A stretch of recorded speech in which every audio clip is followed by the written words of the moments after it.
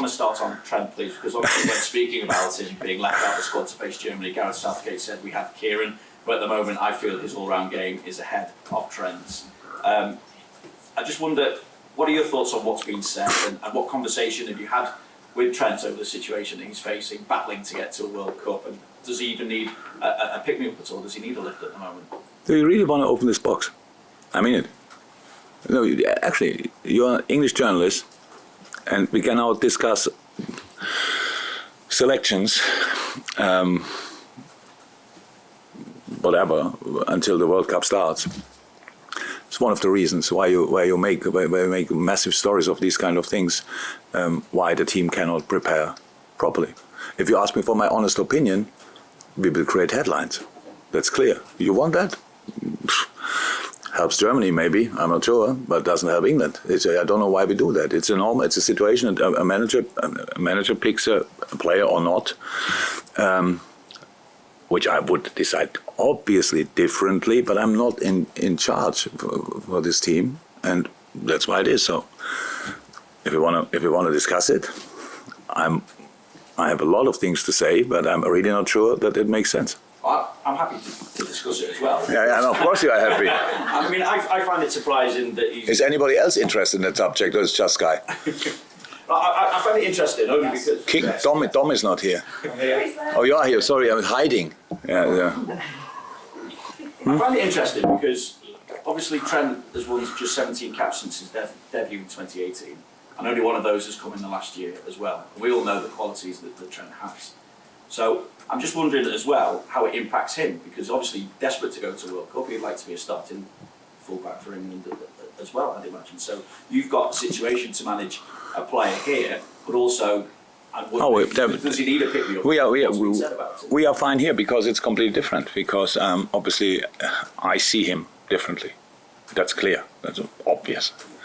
There are stories out there that all the time people talk about him and say he's not a good defender. That's not true. He's a good defender. He doesn't defend always good. That's true as well. That's what we are working on. He's a young player. He's 23. And there's space for improvement, definitely. But I think really we only discuss it on the level we discuss it because his offensive impact is so extreme for us, or it could be for each team in the world, I would say. So from my point of view, it's easy. It's an easy pick. Whichever team I would coach in the moment, I would sign him because he's exceptional. Is he always exceptional? No. I never met a player who is always exceptional. So that's it now. But the rest now it's Gareth's job to find a team. And England is obviously blessed with a lot of really, really talented players on a similar position, and it's difficult to line them all up together. In this specific case, it could work because obviously Reece James can play in a three in the back. They did that for Chelsea pretty well. Would be probably interesting to see how they could interchange positioning. We all see that when you play, it depends to how you play with three in the back. If you keep them deep, then it's a different story. But if you want to have them, being involved in offensive situations, then Reece James, even as a centre back, could be involved in that. All these kind of things, the tactical stuff, not too interesting. But again, it's Gareth's decision, and we made a decision. And again, the only thing I can really say, I see it differently, but that doesn't mean it's right or wrong. I just see him every day. And for Trent now, that's probably the most important. He came back. He came not in and was in party mood, but he was not. He just accepts the decision of the manager as well, because he understands football pretty well. He's an extremely smart boy. And did everything right. And as a player, you never can do more than offer what you can offer. And then in football, there's one guy who decides if that's enough or not, and that's the manager. And here, more often than not, it's the case that he's picked, and for England, obviously not. Yeah. That's it. I understand. It's clear. For me, he's a world-class player, and not playing then for the country is difficult. But it's only because there are other players who are pretty good as well, and play for world-class teams as well. So that's how it is. And Yeah. Actually, a rather nice problem to have, and better than having no right back. Germany had for a long time no right back. That's Philipp Lahm played it all the time, and we had this kind of discussion. But here we have 4, and for sure there are some others out there, younger ones, already waiting. That's it. And it's a difficult one for the manager of a national team. I think some players don't play in their clubs, but they're still important for the national team. These kind of things. But again, I would, if you want them to play a good World Cup, then don't cook it too hot, I would say. So otherwise, you discuss this until November and forget, and don't let them work properly. They obviously, I think you could see a little bit that England is slightly under pressure because they don't play to their full quality in this moment.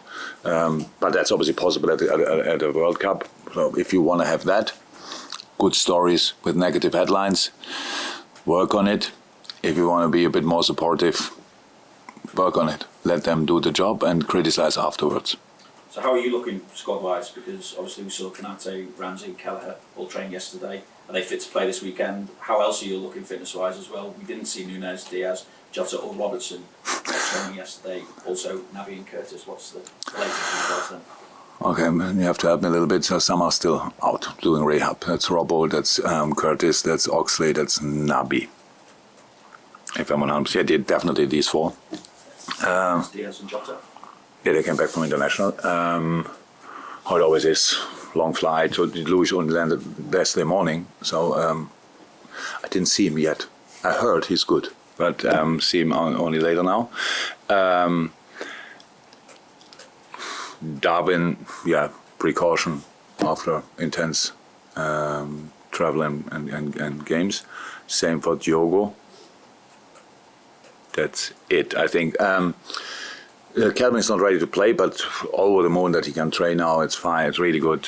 So he just needs now training, and there will be a moment when he probably will play U23s, that he can get a game because we play now all the time, but that's fine. Queef, I think, will play this weekend U23s, that he can have a game. It's obviously not his season yet. He's quite injured for a long time, but looks good in training, is completely fine. And Ibu needs training as well. So yes, back for the weekend. Depends to training today, but he's back and that's good. You've had no Premier League game for almost a month now. You have had obviously 2 Champions League games in between that. I just wonder though, that lack of Premier League games, is it problematic or is it beneficial to you, especially when you take into account as well that Brighton haven't played at all in 4 weeks now? Okay, that's two different questions, obviously, 2 different subjects. For us, I would have loved to play the games, the Premier League games, but it was not possible. And the issue we have with that is just I have no clue where they put it in. But that's not a problem for now. But we will see how we deal with that. Probably, yeah, next year.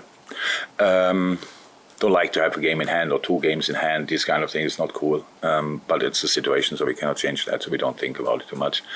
Yeah, and apart from that, the majority of my players played. So we didn't play, that's true, but they played, most of them. The Brazilians not so much, but at least Fab a little bit.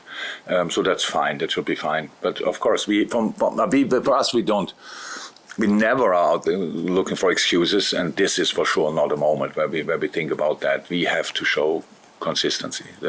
Thank God the last game we played against Ajax was a good game. We showed the right reaction. We showed the right intensity. We left, if you want, pretty much in a rather positive mood. Imagine our last game would have been Napoli. Wow. That would have been a great international break. Not able to talk to the boys. So, but that's where we have to go from again immediately. Now we talk about Brighton, and that's a strange situation. So they changed the manager, and usually if you change the manager, then you can expect, I think, get the first session together with the team for some visa problems on Monday or whatever. It's not a lot, but it's more than I had when I came here. So yeah, usually when a manager there's a manager change, then it's the old manager got sacked. That means something didn't go well. But Brighton did extremely well before, and And now they have a really exciting new manager.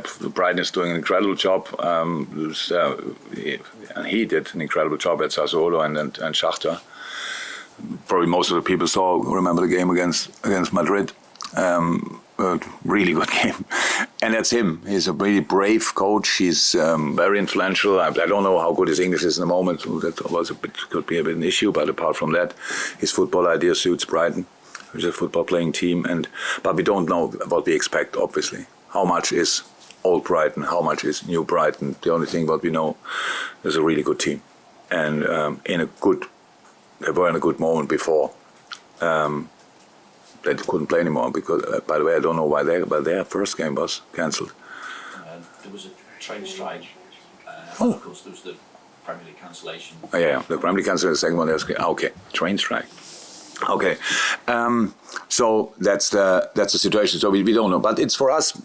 It's okay because in our situation we have to focus 100,000% on us. We have to be really spot on. We have to show consistency, you have to defend on the absolute highest level, and that's what I liked about the Ajax game. That we were really in the game. We were really difficult to play. Ajax in a super moment, and I think in all the moments when we were maybe a yard or two too far away, you could immediately see what they are able to do. And in the end, we played with a clear defensive approach, like focus number 1, 2, 3, and 4 on that. We played offensively a good game as well. Didn't score, but created a lot, and that's pretty much what we have to try against a different opponent, obviously. But and after nearly 3 weeks or whatever, but that's it now. We have this one session today together. That's it, and my job is now to make it as clear as somehow possible what we want to do. Thank you. Good luck with that. Thank you. Is he someone whose path you've ever crossed, Roberto? No, not yet. Just as far as him coming in is concerned, you mentioned about his language there. He was working with interpreters. Yeah, that works out like this. You obviously. I'm pretty sure he cannot speak Russian, and there's impact at Shakhtar, or Ukrainian, sorry, and his impact at. Yeah, that's obviously, yeah, exactly. So just as far as you're concerned, when you're dealing with multilingual players, you obviously spoke very good English when you came in through the doors anyway. Thank you. To lie, but thank you. No, it's better than my German, that's a fact. If you measure it from that point, then yes, that was brilliant. How does it work? How did you found it's ever work? When you've had, like now where you've had new players coming in who speak Portuguese or Spanish but not English? Yeah, I would prefer they all would speak my language, or even better, I would speak their language. That would be extremely cool. Yes, I would absolutely prefer it, but it's not possible. So in our case now with Spanish and Portuguese, we have plenty of dolmetschers, interpreters, in my coaching stuff, and players as well. So whatever we do on the pitch, it's either Fabio Carvalho who translates, obviously Fabinho, Bobby, or Thiago very often, or the two, Pep and Vitor. So that's fine. I think there you lose not a lot when you translate, but translating is a difficult thing to do. That you cannot get the emotion, all these kind of things. So I sometimes really feel for them. I'm pretty animated and speak quickly in meetings, and when they are longer, and we had longer meetings before the Ajax game, especially, and you think, they didn't get a word for 45 minutes. They only can read from my face, and that's not too comfortable. But that's why we are really behind it, that the boys learn as quick as possible English. And in terms of when you drop in from one league into another league, does the fact that the Premier League is so global now, pretty much every single country in the world shows pretty much every single match that you could possibly. Does that mean there's a better understanding maybe now for managers that come into that it might not take them as long to get up to speed? How? I think you overestimate that a little bit. So yes, a difficult league and stuff like that, but at the end it's football.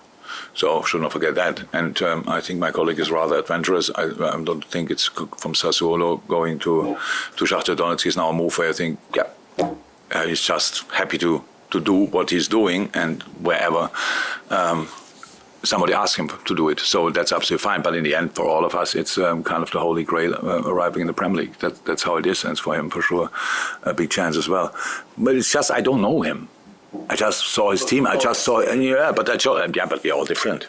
So some of us struggle more with it, some less. So my biggest struggle when I arrived here was that I realized I thought I have to read all the emails I get over a day in a language wow, that kept me really busy. Meanwhile, my what is that? How you call it? My mailbox is my best friend, where you can put them and leave them. And no, I don't know what that exactly means for him. But he again, Sassuolo played incredible, really incredible, and then going to Donetsk, where I think he didn't speak the language, but the way they played, you could see immediately. So he's a manager who has impact, and that's what I mean. But we don't know how quick and stuff like this. But Brighton was good, it's really good. And so, do we prepare the set pieces they had before because they worked out, or do we prepare the set pieces they had at Shakhtar Donetsk? Yeah, we better ignore it completely and just defend as good as you can the ball, which that will be definitely there, and that's the situation we're in. James. You've got 9 games in October, and you've got 2 games a week, I think, for the next 6 weeks. 13 games in 6 weeks. So, what effect do you think, and perhaps that is down to the fact the World Cup is where it is this year, so what effect do you think that will have on the league season as a whole, on the Premier League? What do you mean, the World Cup? Sorry, Yeah. Good. What effect do you think having the World Cup in December will have on the league season domestically?